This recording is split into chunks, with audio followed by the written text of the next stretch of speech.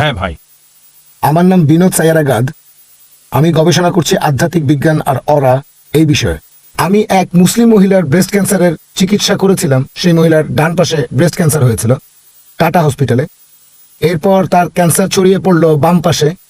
আমি যখন সেই মহিলার ফটো তুললাম তখন আত্মা সম্পর্কে জানতে পারলাম। বিভিন্ন পশু আমরা যেগুলা খাই, আর একটা পশুর আত্মা এটা থাকে সেই পশুর শরীরের ভেতরে। এটা এক ধরনের এনার্জি।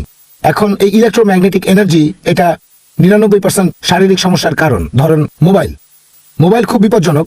ভারতের 100 কোটি মানুষকে মেরে ফেলার জন্য শুধু মোবাইল ফোনই যথেষ্ট। আমাদের সরকার আর মেডিকেল সায়েন্স এই আধ্যাত্মিক বিজ্ঞানটা জানে না। অদৃশ্য এনার্জি মানে ইলেকট্রোম্যাগনেটিক এনার্জি, যে কোনো ইলেকট্রিসিটি। ভাই ডক্টর জাকির নায়েক মেডিকেল আর বিজ্ঞানের ছাত্র। আমি আপনাকে বলবো এই ভূমিকা বাদ দিয়ে সরাসরি প্রশ্নটা আমি আসলে বলছি নন ভেজ খাওয়ার কথা। এখানে পদ্ধতিটার কথা বলা হয়েছে যে কিভাবে পশুকে হত্যা করা হবে। যদি হত্যা করা হয় এক কোপে, তাহলে আত্মা বেরিয়ে যাবে, এনার্জি বেরিয়ে যাবে, সেই মাংস খেলে কোনো সমস্যা হবে না। কিন্তু যদি সঠিকভাবে কাটা না হয়, নিষ্ঠুরভাবে জবাই করা হয়, এনার্জি তখন মাংসেই থেকে যায়। আর সেই মাংস খেলে আপনি সেটা বুঝতেও পারবেন না।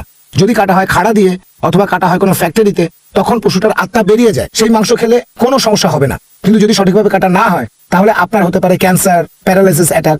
এরকম ঘটনা আমি ঘটতে দেখেছি গত 10 বছর ধরে। ফটোগ্রাফও আছে। তাহলে এখন ব্যাপারটা হলো এই যে, উত্তর দেব এবার আমি বলি। ভাই, আপনি প্রশ্ন করলেন যে আপনি একজন মুসলিম মহিলার ব্রেস্ট ক্যান্সার সারিয়েছেন, তারপর মহিলার বাম দিকে ক্যান্সার ছড়ালো, আপনি সেটাও সারিয়েছেন। তারপর আপনি বললেন কোন পশুকে তাৎক্ষণিক হত্যা করলে আত্মা বেরিয়ে যায়, যদি নিষ্ঠুরভাবে পশু হত্যা করা হয় আত্মা থেকে যায়, তখন সমস্যা হয়, ক্যান্সার হতে পারে। এক কথায় ভাই, আপনাকে আবার অনুরোধ করছি, আপনি জয়েন করতে পারেন টাটা মেমোরিয়াল ক্যান্সার হসপিটালে। আমি কয়েকজন ডাক্তারকে সেখানে চিকিৎসা দিইনি।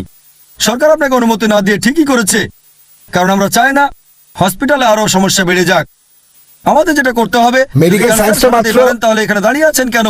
আপনি নোবেল প্রাইজ পেতে পারেন। মেডিকেল সায়েন্স তো মাত্র 400 বছরের পুরনো। আপনি নোবেল প্রাইজ পাবেন যদি এরকম আধ্যাত্মিক উপায়ে ক্যান্সার সহ অন্যান্য রোগ সারাতে পারেন। আমিও নোবেল কমিটিকে বলবো যেন আপনাকে নোবেল প্রাইজ দেওয়া হয়, তবে কমিটি আপনাকে সিলেক্ট করবে না কেন সেটা বলছি। আমি এখানে বৈজ্ঞানিক কারণ দেখালাম, মুসলিমরা কিভাবে পশু জবাই করে, শরীর থেকে রক্ত বেরিয়ে যায়, তারপরও আপনি বলছেন যে আত্মা থেকে যায় বা আত্মা বেরিয়ে যায়, এভাবে ক্যান্সার হবে। ভাই, আপনার মেডিকেল জ্ঞান খুবই দুর্বল। আমি মেডিকেলের ছাত্র না, আধ্যাত্মিক বিজ্ঞান আমাদের বলে যে রক্তের মধ্যে প্রচুর পরিমাণে ব্যাকটেরিয়া, জীবাণু আর টক্সিন থাকে। যদি ইসলামিক নিয়মে জবাই করি, রক্ত বেরিয়ে যায়, টক্সিনও বেরিয়ে যায়, অসুখ হওয়ার সম্ভাবনা কম থাকে। আপনি বললেন উল্টোটা। আপনি কোন বিজ্ঞান সম্পর্কে বলছেন বুঝতে পারছি না। আমি একজন মেডিকেল ডাক্তার, আমার MBBS ডিগ্রি আছে। আর কোরআন বলছে সূরা নাহল অধ্যায় নম্বর 16 আয়াত নম্বর 43, আর সূরা আম্বিয়া অধ্যায় 21 আয়াত নম্বর 7, ফাসআলু আহলে যিকরি ইন কুনতুম লা তা'লামুন। যদি তোমরা না জানো তাহলে জ্ঞানীদেরকে জিজ্ঞেস করো। এটা হচ্ছে আমার স্পেশালিটি। আপনি নিজের ইচ্ছা মতো যা খুশি করতে পারেন, আপনি যেমন খুশি প্র্যাকটিস করতে চান, তবে আমি বৈজ্ঞানিক কারণ দেখাচ্ছি যে কেন এটা করি।